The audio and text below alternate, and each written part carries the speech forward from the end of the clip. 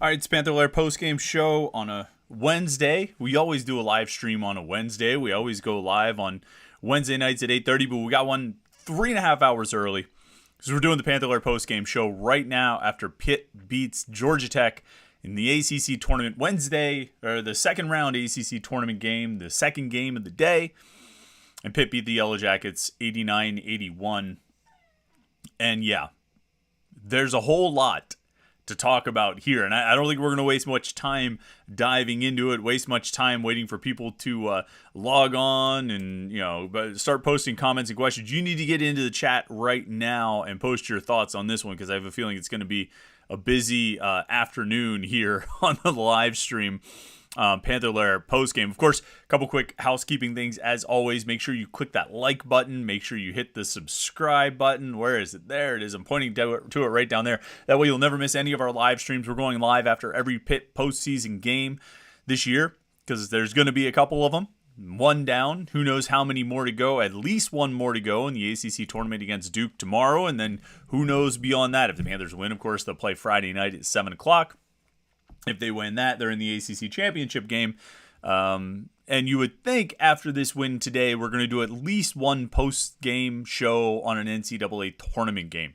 Is it the general school of thought that Pitt needed to win one more game? Well, they've won it. And they're now advancing to the quarterfinals of the ACC men's basketball tournament. And there's a lot to talk about with Duke, and there's a lot to talk about heading into that game and all of that. But we have to start with today's game. We have to start with this win over Georgia Tech. It goes down as an 8-point win, just like the last game, the game that was played in Pittsburgh. And just like the last game, it was a whole lot more stressful, particularly through the second half, than maybe you would typically associate with it being an 8-point win. Particularly after, now the game in Pittsburgh was like 33-32 at halftime. This game, on the other hand, was a 13-point game at halftime. Pitt led by as many as 15 in the first half. They were up 15, 44-29 with 45 seconds left to play. Georgia Tech scored in the final 20 seconds to make it a 13-point game. But you didn't really think it was going to be that easy, did you? You didn't really think they were going to just skate through this game and get a blowout win and head into the quarterfinals with all kinds of momentum, did you? No, I do think they have momentum because they were able to survive this game and outlast Georgia Tech and ultimately win. But you didn't think it was going to be easy, did you? I feel like there would be a segment of the Pitt fan base, maybe the entire thing, that would be disappointed if this had been an easy win because I feel like those who follow Pitt do their best when living in stressful times and times of despair and times of tension and anxiety. It's it's a natural feeling. It's an uncomfortable feeling, but it's home. Pitt, though, right off the bat in the second half, just blew this game. I mean, right off the bat, they turnovers in their first 3 possessions, all leading to Georgia Tech points. I think they had 4 turnovers in the first 5 or 6 minutes of the second half, and Georgia Tech was able to take that and completely capitalize. They went on a 10-2 run right off the bat through the first 2 minutes and 45 seconds of the second half, and then they ended up eventually taking a lead, 52-50, on a 21-6 run at the 12:55 mark when Miles Kelly converted an and one and made it a 52-50 game. That was the first time Georgia Tech had led in this game since, Georgia Tech never led. I thought they had a lead like early on. But they didn't. Pitt scored first. Georgia Tech scored to tie it up, and it just kind of went from there. Georgia Tech never took lead. They took one lead in this game. And I actually want to emphasize that point, and I think I'll probably emphasize it a few times. I think it's important to keep in mind that no matter what you think about this game, and they almost blew it, or they couldn't put them away, or they did this, or they did that, I think you have to flip your thinking on that a little bit, okay? To one of survival. I mean, not to get into the March cliche of survive in advance, but Georgia Tech led one time in this game. Let me check the official box score just to make sure I'm not wrong about this. Georgia Tech led one time. Okay? Georgia Tech had a 52-50 lead, and Pitt scored 11 seconds later. So Georgia Tech, for all of the concern you might have had in this game, all the times when you were uptight or worried or nervous or thought it was going to come down to the wire or thought Pitt was going to blow it and all these different things, Georgia Tech led once in this game for 11 seconds. So if your initial reaction to the game is Pitt had a big lead and they blew the lead, you'd be right about that part. But if your initial reaction to this game was Pitt almost blew it, that Pitt couldn't put Georgia Tech away, that they could just never really pull away and get into a comfortable win. I mean, first of all, you should probably set aside the notion of a comfortable win. I don't think that should be the expectation for any game going forward. But second of all, no matter how concerning it may have felt, and certainly, I mean, I thought the same thing. There were times where it looked like it was getting really dicey. Georgia Tech led for 11 seconds in this game. 11 seconds. Now, it was tied again. Pitt tied it at 52-52 and then went ahead 54-52 on two Nelly Cummings free throws. Georgia Tech hit a jump shot to make it 54-54, but Jamarius Burton, as he did multiple times in this game with 11:09 on the clock, finished a really tough drive to the basket to make it 56-54, and the game was never tied again. Pitt led the final 11 minutes of this game just as it led the first 26. And so that's probably something I'll come back to, particularly if we start getting into comments and questions about how Pitt almost blew the game and how Pitt couldn't put Georgia Tech away and how this or that. I'll probably keep pointing out that Georgia Tech led for 11 seconds in this game. Now, that's not to excuse the performance Pitt put on in the second half that allowed Georgia Tech to make this game competitive, when in the first half, particularly in the final 8 minutes of the first half, it looked like it wasn't going to be competitive. That's not to excuse what Pitt did in the second half to let Georgia Tech back into the game. But what it is to say is that they were able to hold on. All right? It's one thing to be able to close a team out. Put a team down, get a couple key stops, and just fully put them away. And you want to be able to do that. And Pitt was unable to do that tonight. But there's also something to be said for being able to answer, for being able to make the plays, to create a little space, to make sure that the pressure is always on them to catch up to you, not on you to stay ahead of them. And maybe there was a little bit of that going both ways. But Georgia Tech makes it 60-59 on a dunk by Javon Franklin, one of many. Who really was. I mean, he was outstanding in this game. We'll talk about Javon Franklin in a second. 9:26 to go. He hits a dunk that makes it 60-59. The lead is down to 1. I mean, this was the danger zone. It wasn't an ACC network game, but we can still talk about the danger zone. I don't think they mentioned the danger zone on this game. It was an ESPN broadcast. Maybe they were only allowed to talk about that on the ACC network.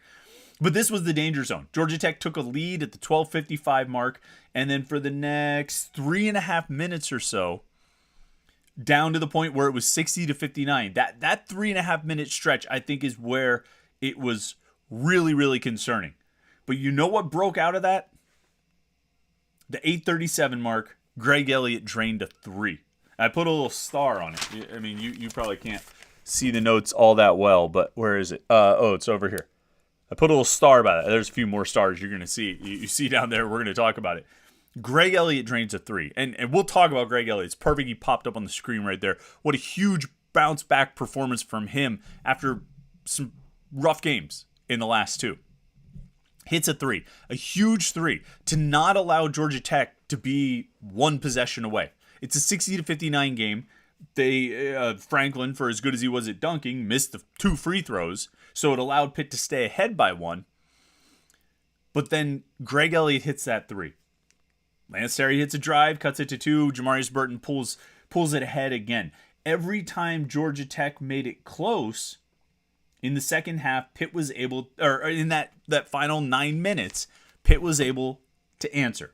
So it's a 60-59 game with 9 minutes to play. Elliott hits the 3. Georgia Tech cuts it to 2. Jamarius Burton drives and makes it a 4-point game again. Kyle Sturdivant gets a layup. Elliott makes another 3 late in the shot clock. This one was even bigger than the last one. It's a 7-minute mark to turn a 65-63 game into a 68-63 game. And if you remember that possession, I mean, they were down in the shot clock. Elliott got the ball 4, 3, 2, and I don't want to say he threw up a prayer. He's too good of a 3-point shooter to call any of his shots a prayer, but it was a prayer. And it goes down 68-63. Next, you get a Guillermo Diaz-Graham dunk to make it 70-63. Georgia Tech gets a three-pointer from Miles Kelly, and it's a 4-point game. And then down at the other end, Blake Hinson lands a huge and one and converts it. Now it's back to a 7-point game. Georgia Tech hits 2 free throws. Sturdivant hits 2 free throws. 5-point game. Jamarius Burton fights through, gets another layup. It's back to 7. It kept going this way. Georgia Tech hit consecutive baskets only once in the final 14 minutes, in the final 12 minutes of the second half. And during this key stretch we're talking about here, these final 8 minutes of the game, they hit consecutive baskets once. Make sure of that. Yeah, they made consecutive field goals once. Sturdivant hit a jump shot to make it 77-70. And then Debo Coleman hit another 3 to make it 77-73. And so you're back to a 4-point game under the 3-minute mark, but Nelly Cummings answers with a huge drive to make it 6 points again. And so, no, they were never able to fully put Georgia Tech away. They really didn't score that many consecutive baskets themselves, but they were always able to come up with that answer. You know, and look, there are a lot of things that could have gone different in this game. Georgia Tech was 8 of 25 from 3. They shot 32% there. I mean, they had some good looks. A lot of those shots could have fallen. They were also 13 of 19 from the free throw line. That's 6 points they left at the line. Now, Georgia Tech's not a great free throw shooting team, but that's a problem as well. You know, Pitt, by comparison, goes 20 of 25 from the line. So they were able to make up a lot there. But this was a tough game. This was a challenging game. And I think, I think back to the game in Pittsburgh, the Georgia Tech game in Pittsburgh, and, how I think there were a lot of conclusions to draw from that game. But one of the big ones was that this is a pretty good Georgia Tech team. They're not deep, by design or by intention. They're not deep. But the guys that they play can really play. And Lance Terry, Debo Coleman, Javon Franklin, Miles Kelly, they all played 40 minutes. Kyle Sturdivant played 36. And they earned it, and they played really well. Franklin goes for 19 and 15 and he had 4 steals too? Bring up the stats on that one. 6 steals and a block. He had 4 turnovers, but that's huge. Kyle Sturdivant, 16 points and 5 rebounds, 8 assists. Miles Kelly it took a while for him to get going, but he scored 16 points, made 3 threes.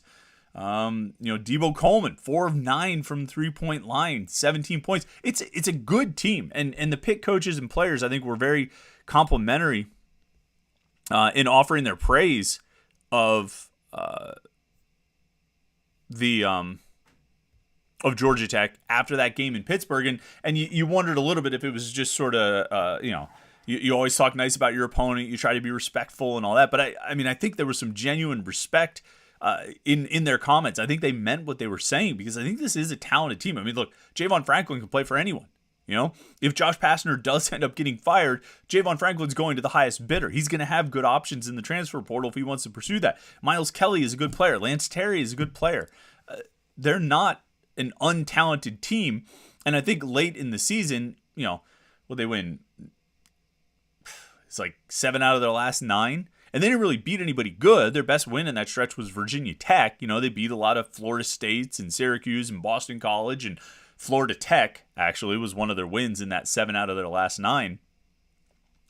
But I think what happened with this team is they sort of came together and they were able to take care of business against those lower teams. They were able to take care of business against bad teams in the ACC and sort of elevate themselves a little bit to maybe be the best of the bad teams in the ACC.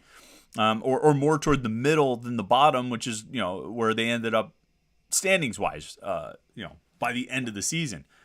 So, I mean, they're a good team. They're a challenging team. And if they play against a team that doesn't defend very well, they can really make them pay. And Pitt didn't defend very well. I thought they defended okay in the first half. I actually thought, even the first few shots that Georgia Tech made, I thought they were defended really well. Georgia Tech just got a few bounces to go their way. They got the ball to bounce in. And I don't want to call it luck. I mean, they made the plays, but it was high degree of difficulty. And so I thought they were defending okay in the first half, but the second half, they were turning the ball over, and they just weren't defending Franklin. And part of that was, Federico, who had an incredible game. I don't want to take anything away from Federico, but he played 10 minutes in the second half. Whereas in the first half, he played 15 and scored 13 points and, had 5 rebounds and it just, was outstanding. He was limited in the second half due to foul trouble. And so I think they were able to take advantage of that and get some good looks for Franklin, who, like I said, had a great game and probably would have had a great game even if Federico stayed in. But it would have been at least a little more challenging than what he got from Guillermo Diaz-Graham, who still made some nice plays himself. He came away with a block. I liked a play, in the final 4 minutes, right close to the 4-minute mark. Guillermo Diaz-Graham missed the 3-point shot, a shot that I thought he should take. I thought that he got the ball and he was open on the, in the corner, and there was nobody around him. I actually said out loud, I said, take that shot, and he did, and he missed. And Georgia Tech got the rebound and they went back the other way. But down at the other end of the court, Guillermo Diaz-Graham came up with a block. So, they get the ball back, it comes back down, and Nelly Cummings scores for Pitt to make it a 9-point game. So, big little stretch there for Guillermo. But, Pitt overall, their defense wasn't good enough for the bulk of this game. Certainly in the second half, and even I think in the later portions of the first half, they were just able to score really well in the first half, and then they finally kind of found their groove on offense midway through the second half. They started protecting the ball better. They started, running their offense a little more and making shots and keeping themselves in the game. That's the broad overlook at it, that this team was able to, even if they weren't able to effectively put Georgia Tech away and make it sort of comfortable for the last 5 or 6 or 7 minutes, they were able to keep the Yellow Jackets at arm's length. They were able to stay ahead of the Yellow Jackets, and every time Georgia Tech threatened to make a little bit of a run, they were able to answer and keep themselves in position for the win, which is ultimately where they end up. And now they're playing on Thursday in the ACC tournament for the first time in 7 years. This season is going to be known as the first time in 7 years because of all the things that have happened this year for the first time in 7 years. There was the one that we unearthed yesterday that this was the first time in 7 years that Pitt has faced a team 3 times in the season after beating them twice in the regular season with a chance to sweep a team and go 3-0 against one team in one season. The last time that happened was 7 years ago. They beat Syracuse twice in the regular season and beat them in the ACC tournament. And here it's happened again. Beating Georgia Tech twice in the regular season and knocking them out in the ACC tournament. And then advancing to Thursday, which that Syracuse game in 2015-16 also advanced Pitt to Thursday, to the quarterfinals of the ACC tournament. So you've got another first time in 7 years record that has fallen. First 20 wins, winning record, non-losing record in ACC play.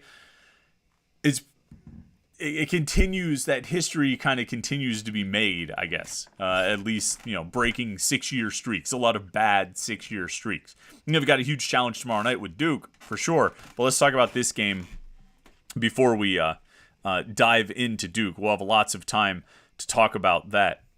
So I want to get into your comments and your questions here.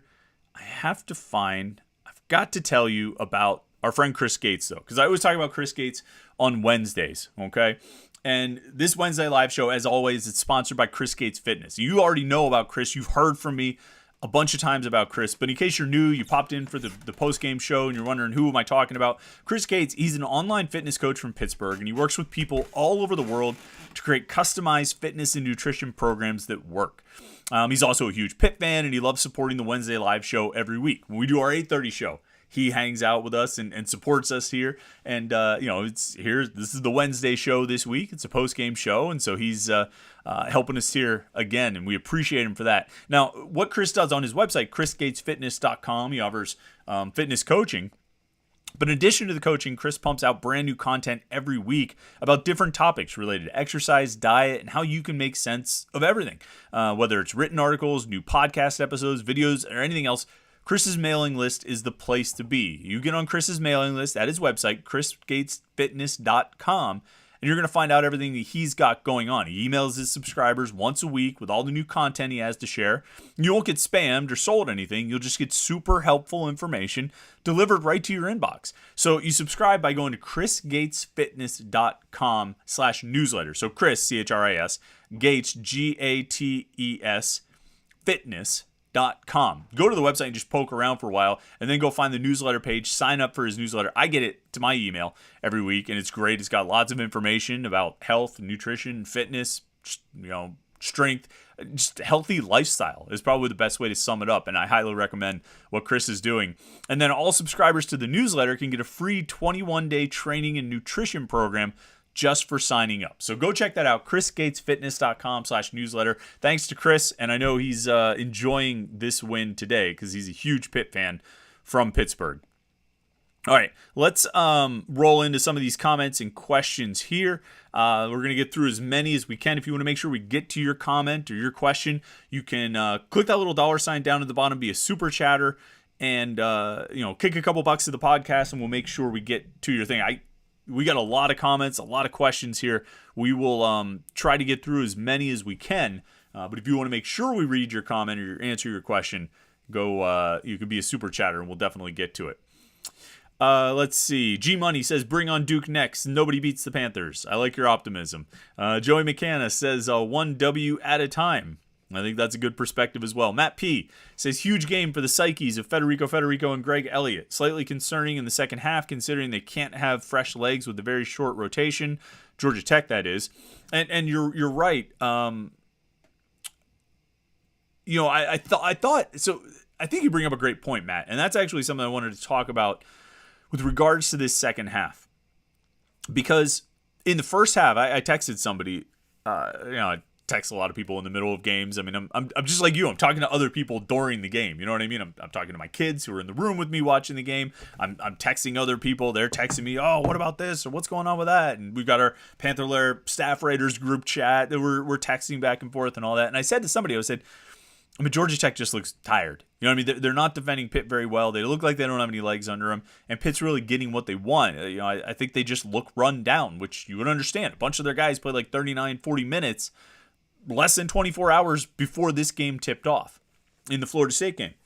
And so I said, yeah, they just look run down. They look tired. They look worn out. Well, when they came out in the second half, there was no question Georgia Tech had more intensity, more energy, more focus than Pitt. They wanted it more than Pitt. And I don't like saying things like they wanted it more. I think everybody wants to win.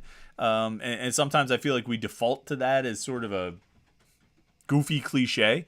But the reality is, they looked like they did. You know what I mean? With some of the turnovers they were forcing, some of the steals, Pitt was lazy with its passing, and they didn't have a lot of intensity. Whereas Georgia Tech did. Georgia Tech had all the energy on the court, and that's how they turned it into a 10-2 run and then a 21-6 run total from the start of the second half.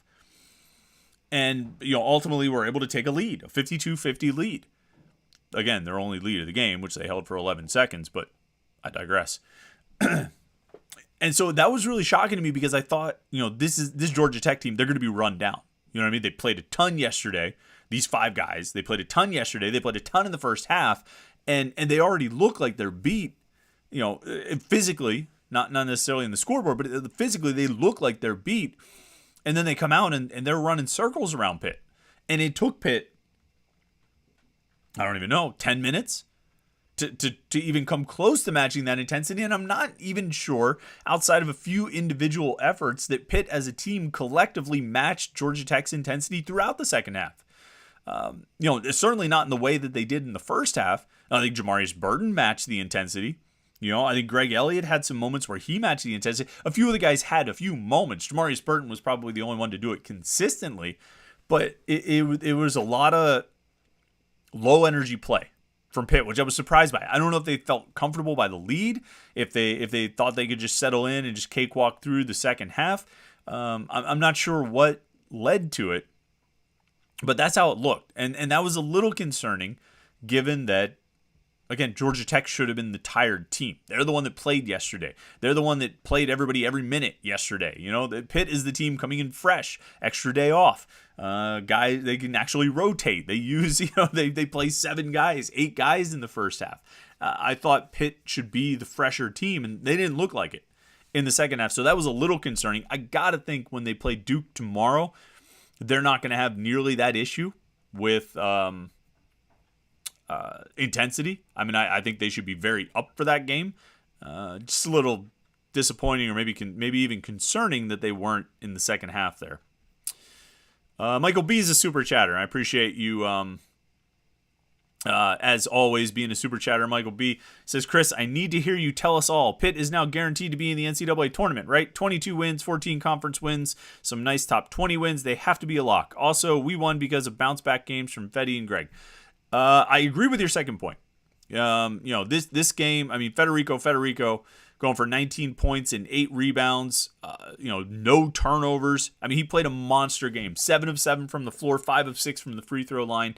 Federico was Pitt's, well, I can't say he was the MVP in this game. He might have been the X factor in this game. The MVP in this game, as always, as it's been all season, was Jamarius Burton. 21 points on 10 of 15 shooting. He only had 1 free throw. I don't think he was getting a lot of calls in there, but he had 8 assists. I mean, this guy got 21 points and 8 assists.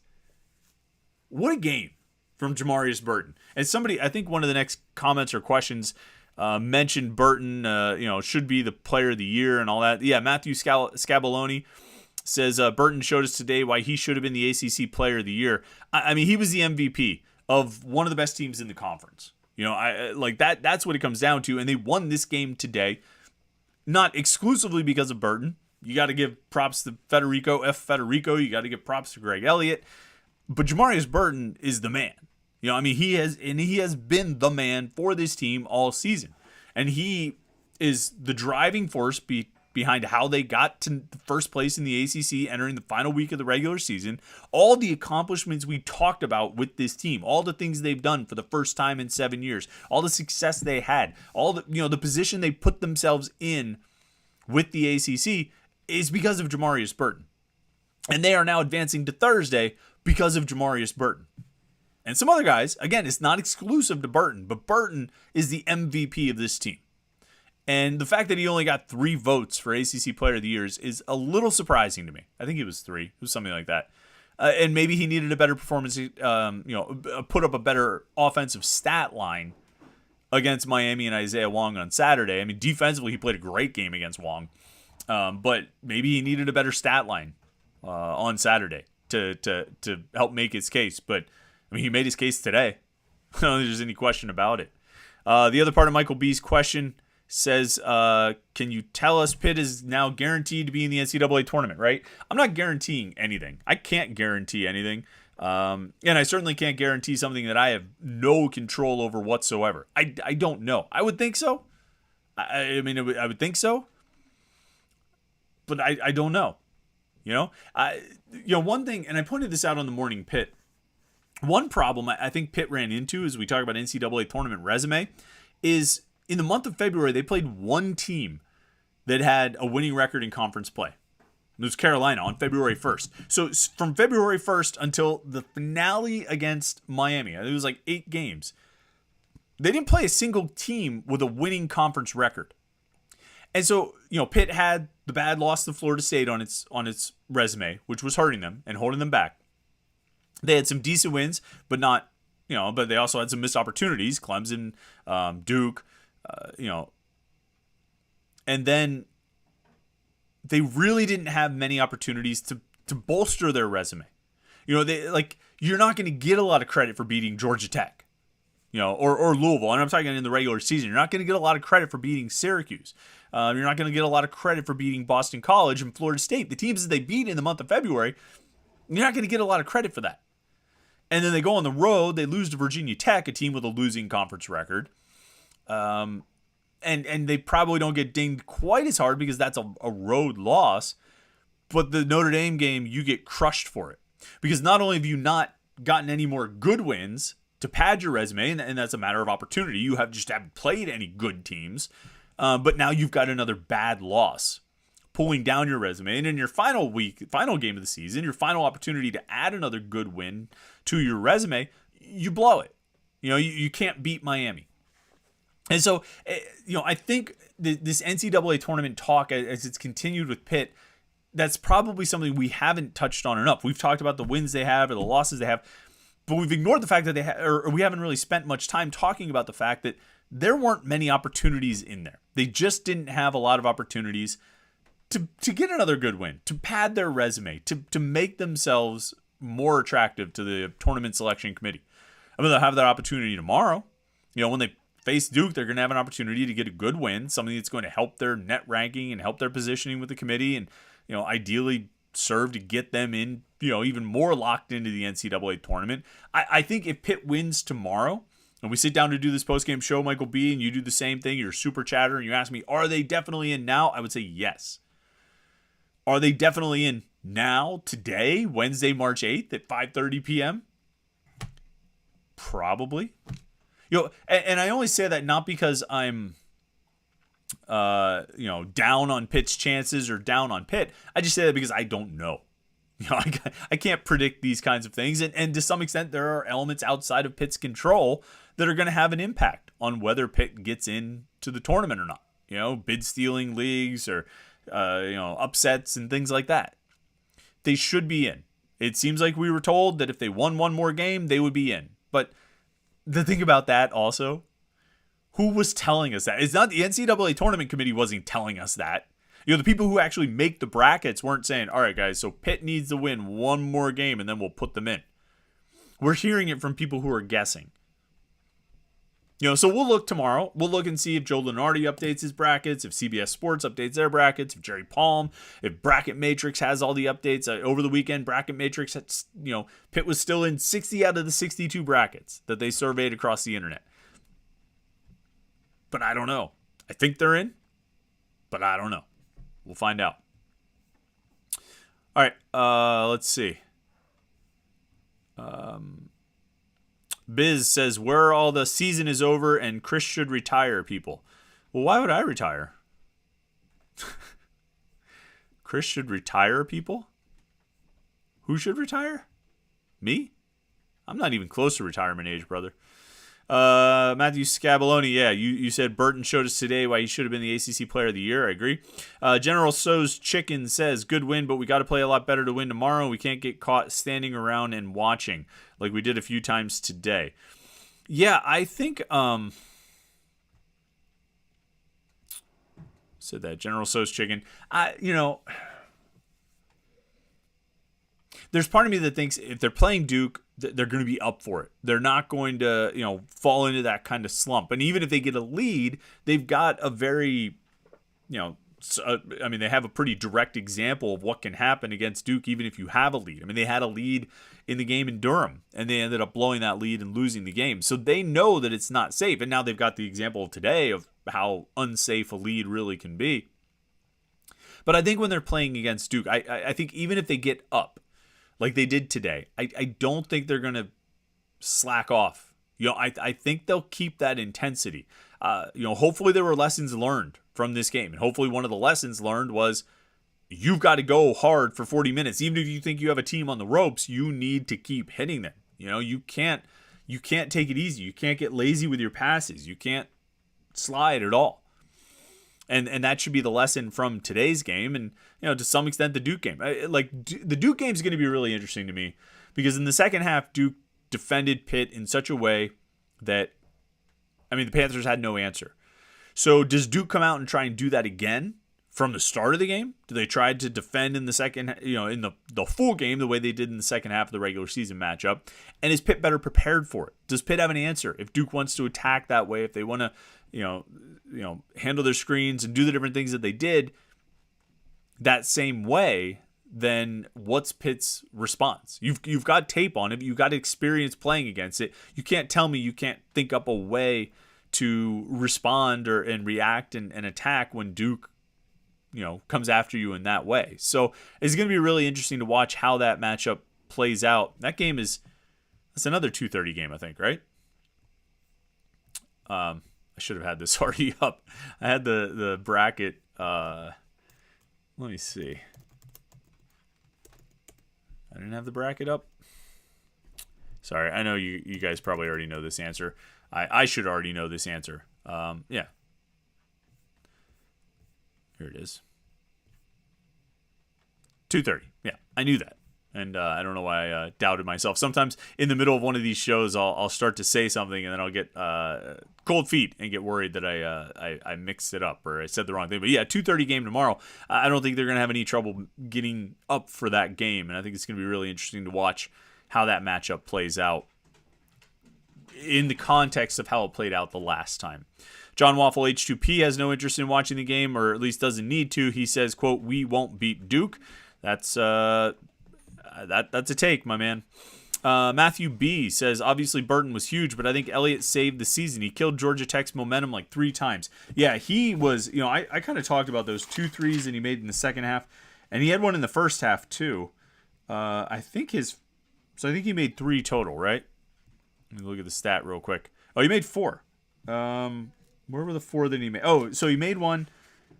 Oh, Georgia Tech did lead. Oh, my mistake. I'm sorry. Georgia Tech did lead for about a minute early in the game. They were up 8-6. I said earlier they only led for 11 seconds. They led for about a minute, 8-6, before Elliott made a 3 to make it 9-8. He made another 3 to turn a 10-point game into a 13-point game with about 4 minutes to play in the first half. But then his 2 in the second half were huge. It's a 1-point game with 8 minutes to go, 8.5 minutes to go, and he drains a 3 to make it a 4-point game. Georgia Tech cuts it to 2 about a minute later, and Pitt is struggling. They can't get the ball moving. They're only up 65-63. Georgia Tech is starting to get a little momentum. And late in the shot clock, I mean, almost as it's going off, Elliott drains a 3 to make it a 5-point game. And that was a huge, huge 3 for Greg Elliott to make. The game would eventually get down to 4 points again, but that basket was a monstrous basket. And you're absolutely right.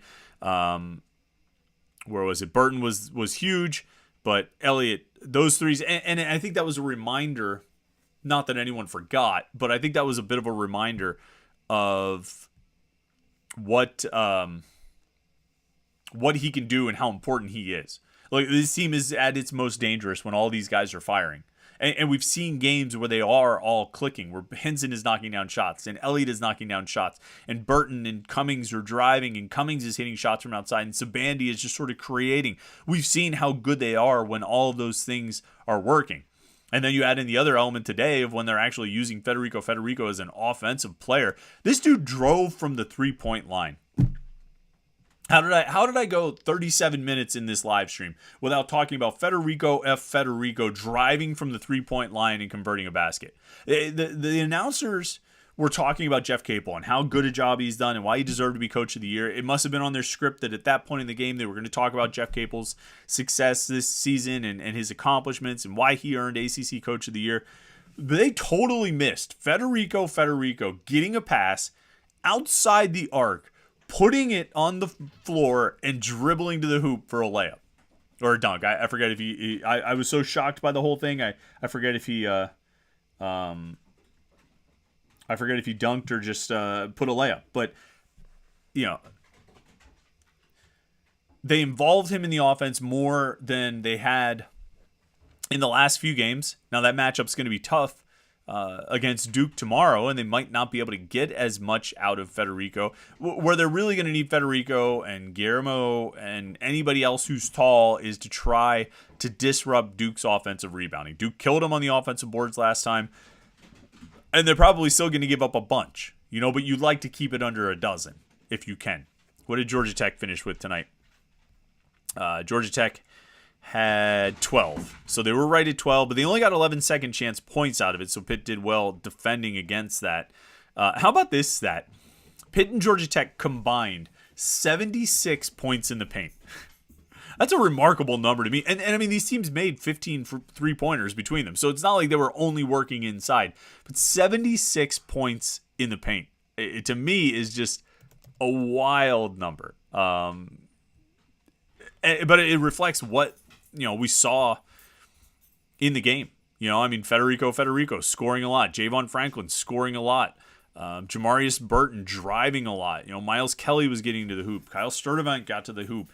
Lance Terry. I mean, like, everybody was getting into the paint and scoring, and you end up with, darn near 80 points being scored pretty close to the basket, which is pretty, that was a wild stat, I thought. Let's see here. A Sabo says Burton is the team MVP, no doubt about it. Yeah, I don't think there's any question about Jamarius Burton and his importance to this team. I've said for a while that Blake Hinson, I think, is the X factor for this team. That he's the guy who can really put them over the top when he's going. Sparks Sabandi, of course, is the sixth man, the guy who comes in and can provide some instant offense, can probably create better than anybody on the team, which is part of what was frustrating about the end of the Miami game, is he had an opportunity to create and pulled up and didn't do it. But Burton is the MVP of the team. Cummings is sort of the floor general of the team, and you can sort of a sneaky big shot maker. Hinson is the X factor, but Burton's the MVP. I don't think there's any question about it. And nobody really should have been questioning that or doubting that all season, because he's been in that role all season. They have 22 wins, and a big part of why is Jamarius Burton. Owen Boras says Fetty had a huge bounce back game today. Good to see. Yeah, no question about that. And it was apparent from the start. Like, he was playing well right off the bat. He had a putback basket for Pitt's second basket of the game. Then he made 2 free throws right after that. He had a dunk coming out of the under 16 timeout, made it 11-8. I mean, he was just scoring, not at will, but he was scoring a lot. He got a basket on a goaltend, put Pitt up 23-18. He had his drive from the 3-point line. There it was. With 6 minutes to go in the first half, they made it 27-20. I mean, he is all over a dunk at the 3:15 mark. He was all over the first half. Scored 13 points, I think it was, in the first half. He had a huge game. And that's absolutely what they need. They need all hands on deck. They need everybody playing well if they're going to have a chance in this next game. Michael B says, Chris, let's keep it real, though. If Pitt still can't get rebounds and plays defense like they have for weeks, Duke will probably win by 20. Yeah, I mean, yeah, of course. I mean, excuse me. If they don't defend well and they don't rebound well, Duke's going to kill them. I shouldn't say kill them, but it's going to be really, really hard to win if they don't play good defense and if they get crushed on the glass. I mean, there's no question about it. And you saw it in the Miami game and the Notre Dame game, where Miami, they got crushed on the glass, and Notre Dame, they didn't defend well at all, and they end up losing both of those games. And that's what will happen tomorrow if they play defense like that and rebound like that. Maybe they can shoot 60%, which is almost what they did today. They finished shooting percentage 56.4 from the floor, 43.8 from 3.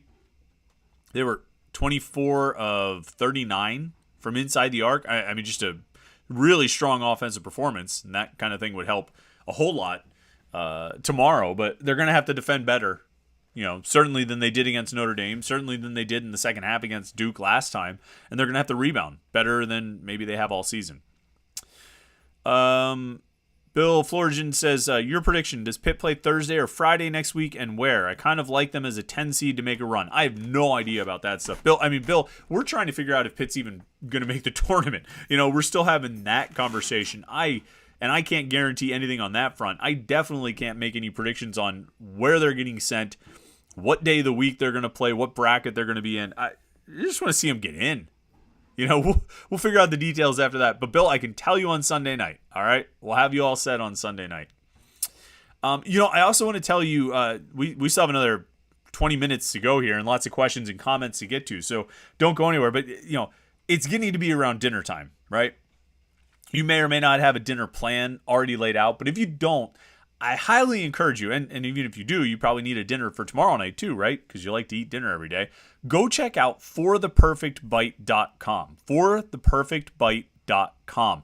This is run by Montana, and Montana's a lifelong diehard Pitt fan. Her family's been football season ticket holders since the 70s. She's been cooking since she was young, and she has a passion for good food and local restaurants. She's actually a chemical engineer by day and a chef by night. So at this website, at fortheperfectbite.com, it's a food blog where she develops and cooks and photographs her own recipes and writes and posts timeless recipes to share with your friends and family. And she also highlights local Pittsburgh restaurants and brands on her Instagram at For the Perfect Bite. And she's working to try and build her community to share great recipes and the best of Pittsburgh's food scene with others. And she even has a Pitt-specific recipe that she put together after the ACC championship game when Pitt beat Wake Forest. It's blueberry lemon panther claws. Sounds amazing. And looking at her website, she's got great recipes for some great treats and some things that I definitely need to try out myself. You should try it out too. It's a Pitt fan doing some pretty cool stuff with food. ForThePerfectBite.com. Go check it out. I know Montana's a big fan of the podcast, a big fan of the live stream. She watches. Reached out, said, hey, can you spread the word to other Pitt fans about this? And I said, yeah, absolutely. It's a great site. ForThePerfectBite.com. Make sure you go check that out because I don't think you'll be disappointed by what you find. All right, let's bang through as many of these as we can in the next 15 minutes here. Chevy Troutman says, love to see Capel send Joel Osteen and his bingo cards packing. You know, you say what you want about Josh Pastner, all right, and he's a little bit of a weirdo. Like, I mean, did you see his pregame interview? He's talking about how positive he is and all this, and like, he's always been a little bit of a weirdo, but I don't have an issue with the guy. I mean, think about some of the characters we've come across in college basketball, just who have come into Pitt's orbit, right? Jim Boeheim. I mean, God, how much do they have to? I understand why they talked about Jim Boeheim as much as they did on the show, on the broadcast tonight or this afternoon, but geez. But I mean, think about that guy. Think about a Jim Calhoun. Think about who's another one? Or Rick Pitino even. Pastner, he's a positive guy. He's always been really positive about Pitt. He's been positive even when his team has been losing. He hasn't always won, and there have been weird things that came out. There was a story when he shortly after he got to Georgia Tech about some weird interaction with a booster or something. It was very weird. But he seems like a pretty likable guy, a pretty, almost harmless, I would think. I don't know him personally, but just sort of in professional interactions. I mean, he seems like a pretty likable guy, a pretty nice guy. I don't have any issue with him, and, if I could understand why Georgia Tech might decide to make a move, but I wouldn't, I'd like to see him stick around in the ACC. He's a good interview. He's fun to chat with in that setting, and I think he's a pretty good coach. I think he'll end up. If Georgia Tech does make a move, if they fire him, I think he'll end up at a lower level school, like a mid-major, and he'll work his way back up. I really believe that. I think he is a good coach. Michael B says, are you going to have a Sunday night special bracketology Pitt podcast if Pitt makes the NCAA tournament? You should, even if it's a 30-minute one. Let's see. Am I going to... I haven't decided yet if we're going to do a live stream if Pitt makes the NCAA tournament. I haven't decided yet. Maybe we'll do a watch along or something like that. Maybe we'll watch it live and talk. I don't know. I shouldn't even throw out ideas yet. We'll cross that bridge after we get past Pitt's games in the ACC tournament. Let's see. Dennis Hurl says, does Hinson only have 1 year of eligibility left after this year? I thought he had 2, but the announcers only said 1. Yeah, I think he's got. I think he just has this one. Let me just look at his page on the Pitt website to make sure. Pretty sure he just has 1. So he was at Ole Miss in 2018. He was at Ole Miss in 2018, 2019. That's 2 years. And then the last 2 years with Iowa State. So that's 4. This is year 5. So next year would be his COVID super senior year. So Blake Hinson has 1 year left after this. Matt P says, does a Duke blowout leave a bad taste in the committee's mouth? I feel like having a competitive game against Duke actually matters more than this dicey at times win. I think this win locks Pitt into, or no, this is Matt P. I don't know. I'm not sure. This is one of these impossible things. I mean, I can sit here and tell you, no, if they can play Duke tight, it's definitely going to get them in. Or if they get blown out by Duke, it's definitely going to get them knocked out. But I would just literally be pulling it out of my behind. I mean, seriously, I would be making it up. I want to answer your question. I want to be, respectful. I appreciate you being on the live stream and you posted the comment and question, and that's what I want. I like the back and forth and stuff. And so you asked me, but I would be just completely making it up if I gave you anything even approaching a serious answer. Best case scenario for Pitt, they win. Next best case, I guess, if it has to be a loss, you want it to be a close loss. You don't want to be embarrassed. I don't know. I have no idea how that would impact the NCAA tournament selection committee. I really don't. So I'm not going to even pretend that I do. I'm bad at this. I'm bad at like talk shows and things like that because I should just answer it definitively, even if I have no idea what I'm talking about. But not just telling you. I don't know. Matt Durney says, I think this win locks Pitt into a 10 seed regardless of the win-loss versus Duke. I'll take it. Yeah, absolutely. Look, we used to always go back and forth about Pitt's seed. You remember we would have long debates on the message boards, not on Twitter, because Twitter didn't exist like back in like 2004. And we complained about Pitt's seed. They got seeded a 3. They should have been a 2. They got a 2. Should have been a 1. They're a 5. Or it should have been, all this stuff. Like, there will be none of that this year, at least for me. If Pitt gets seeded a 10, a 9, an 11, whatever it is, I don't care. Just make the tournament. Just make the tournament.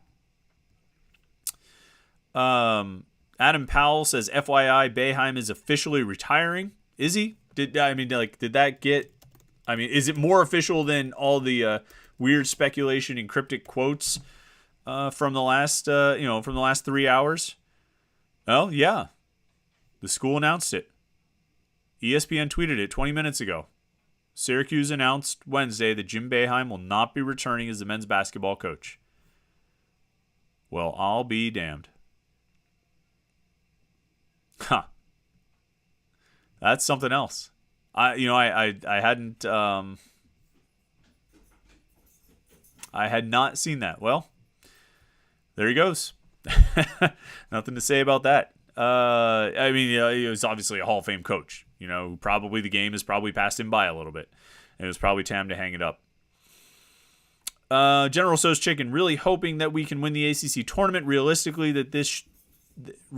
that should be this team's goal. Getting to the Sweet 16 is overachieving. Still a great season. It's always, it's always, yes, it has always been a great season. It's always been a successful season. We're not going to have that conversation again. We had it on Wednesday night after the Duke game.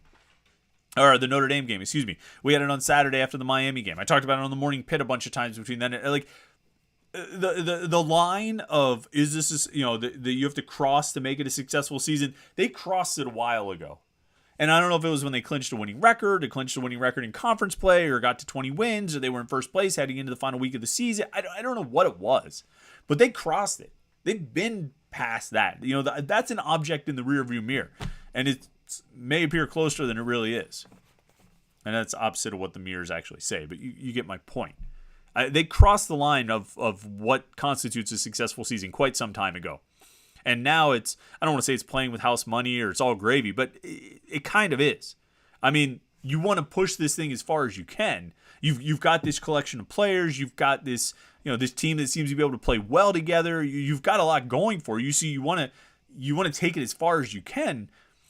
But they've achieved success. I don't think there's any question about it. To me, there's no question about it.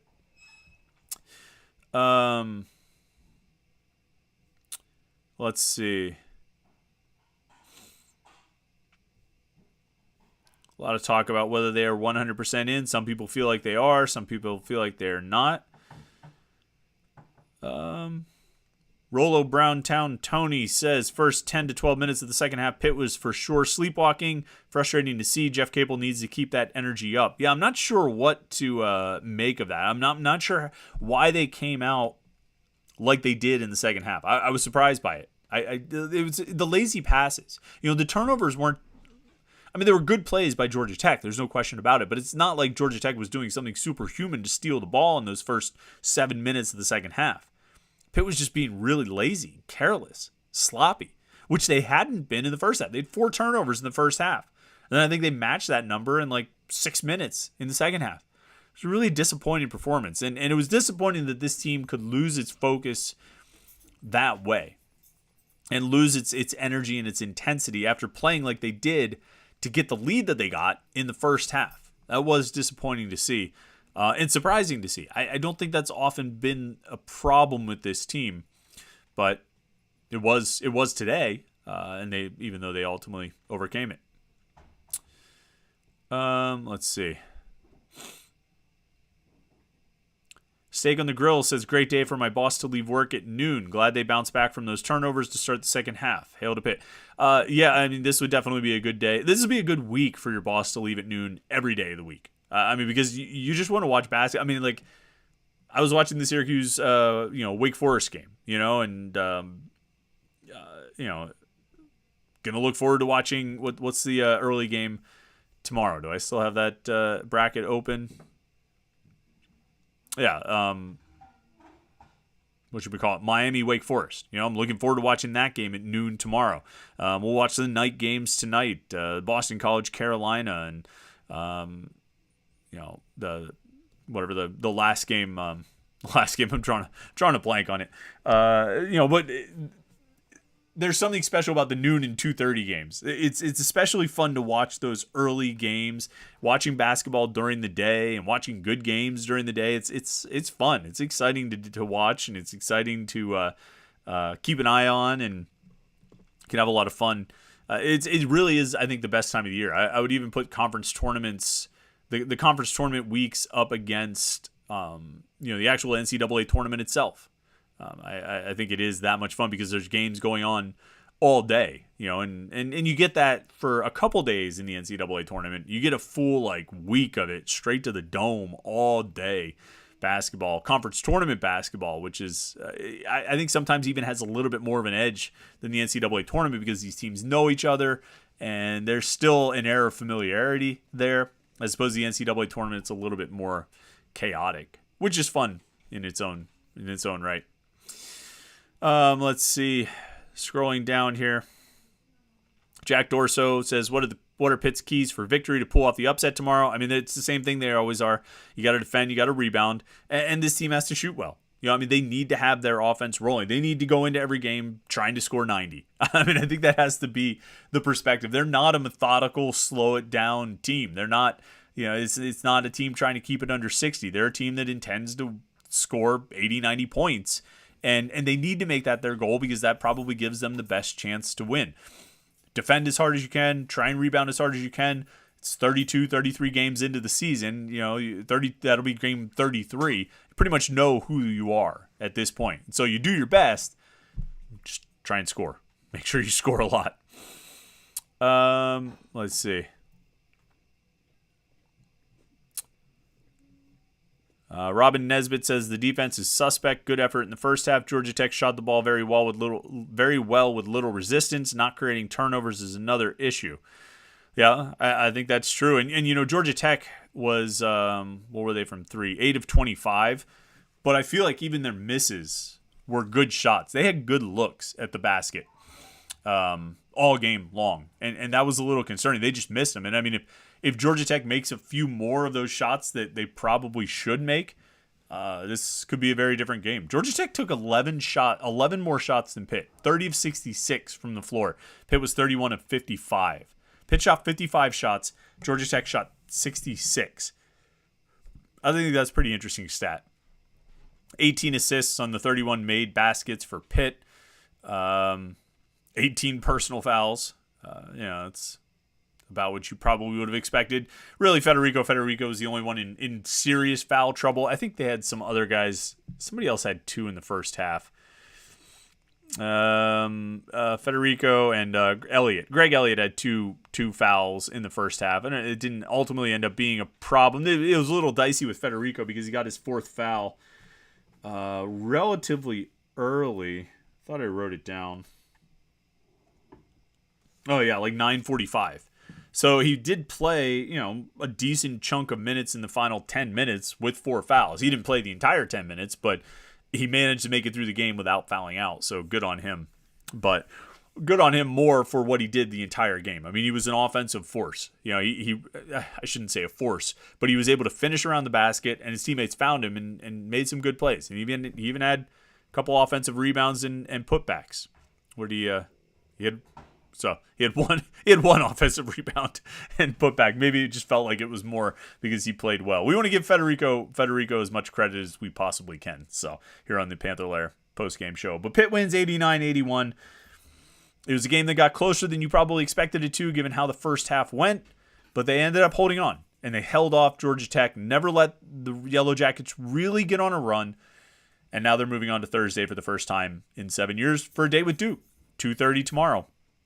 Should be is going to be interesting no matter what, and we're going to be here to talk about it after the game. So make sure you tune in to youtube.com/Panther-Lair.com. Like this video while you're here. We appreciate that. And click the subscribe button. We don't know what time we'll start. Probably around 5 o'clock again, I would guess, if the game goes about the same as today's did. So maybe around 5, but we don't know an exact start time. If you subscribe to our YouTube channel, though, and turn on notifications, you can get an alert sent right to your phone when we go live, and you will never miss any of our live streams, because I don't really like messing around at the beginning. I just want to start talking about the game and getting your thoughts on it as well. So we'll get started when we do. But if you get the alert sent to your phone, you can get on youtube.com/Panther-Lair.com right when the live stream starts. So thanks for tuning in tonight. It's been a lot of fun. It's always more fun after the wins, isn't it? We'll see what tomorrow brings. But for now, Pitt's moving on to the quarterfinals of the ACC tournament. 2:30 tip-off against Duke tomorrow. And we'll be here to talk about it after the game tomorrow night. In between now and then, we'll, of course, have another morning Pitt tomorrow morning, breaking down this Pitt-Georgia Tech game and talking more about Pitt-Duke. So stay tuned for that. Pitt wins. They're moving on. You're moving on. I'm moving on. We'll talk again tomorrow morning for the morning Pitt, and then we will talk to you for the post-game show after the game right here at youtube.com/Panther-Lair.com.